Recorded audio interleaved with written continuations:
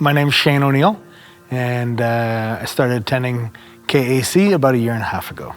So I was born in a large Irish Catholic family with 5 siblings, and we attended church every Sunday, all through as a young child and young adult. Even when we were on vacation, if we had to travel for an hour or so to find a church, we would travel to find a church. As a young adult, I was highly involved with youth ministry and participating in and leading young adult retreats. Probably did 25 or 30 young adult retreats over the course of about 5 or 8 years, somewhere in there. And then after university, I moved away from home to a small town and started to become frustrated with the Catholic Church and quit attending church for about 10 years. At some point, a lot of my friends were still practicing Christians, and I finally decided that I was going to recommit to going to church again because some parts of my life weren't really working that well, and I just knew that I needed to reconnect with Jesus. So I started going back to church, and after a couple months of going back to church, I met my wife. Not at church, but at the same time she had started going back to church. And we met, and the fact that we'd both reconnected with Jesus was not lost on either of us. We got married, had 2 little kids, and we continued to attend church for the next 12 to 14 years on a pretty regular basis. Put our kids through Catholic school because we wanted them to have a solid foundation.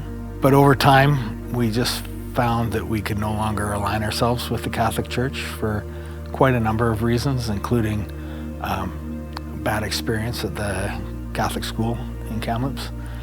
COVID hit and we just stopped going to church, right? We explored a few other churches, but we didn't really find one that fit for us. And then life started getting hard, right? And parenting was really hard, and we weren't on the same page, and we ended up separating a few times. About a year and a half ago, I was inviting my neighbors, Darren and Yolande Donas, over for a New Year's party, and they invited me to go to Alpha. So I needed a kick in the arse, and I agreed to go to Alpha. After 1 week of going to Alpha, my wife Melissa said, "Can I come too?" She really felt like she was missing out, and at the same time she wanted to reconnect, and she needed a kick in the arse too. So we both started going to Alpha together at the same table, and it was just an opportunity for us to reconnect with Jesus, to reconnect with our faith. Although the material wasn't new to us, it was just an opportunity to look at it in a different way and to really dig in deep, ask questions, and just really give us a chance to rebuild our foundation.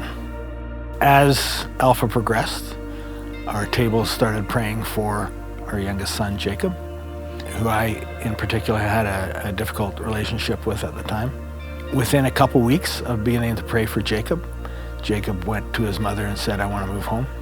I miss my dad and I want to be back home." So within a couple hours, the family, Melissa and Jacob, moved back upstairs into our house.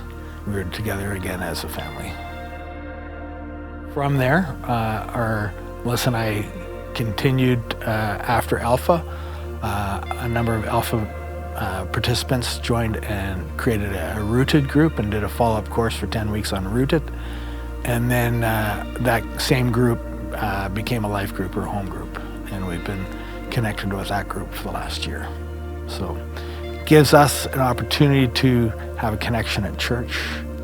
But a really important part was when we first started attending KAC, one of the first sermons by Pastor Dave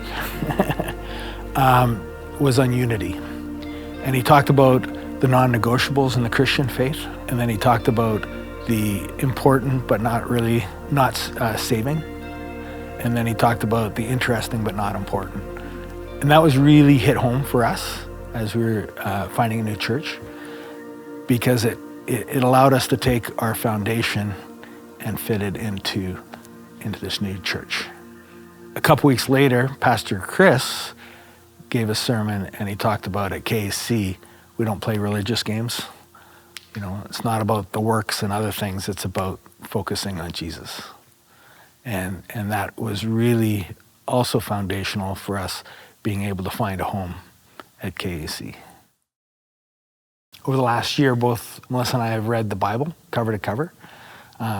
Melissa went through a Bible plan through the app, where I just read it. I retired recently, so I had more time, so I read the Bible in about 3 months. But what was really interesting about that was I don't think there was anything in the Bible that I'd never heard before, but reading cover to cover kind of put it in order.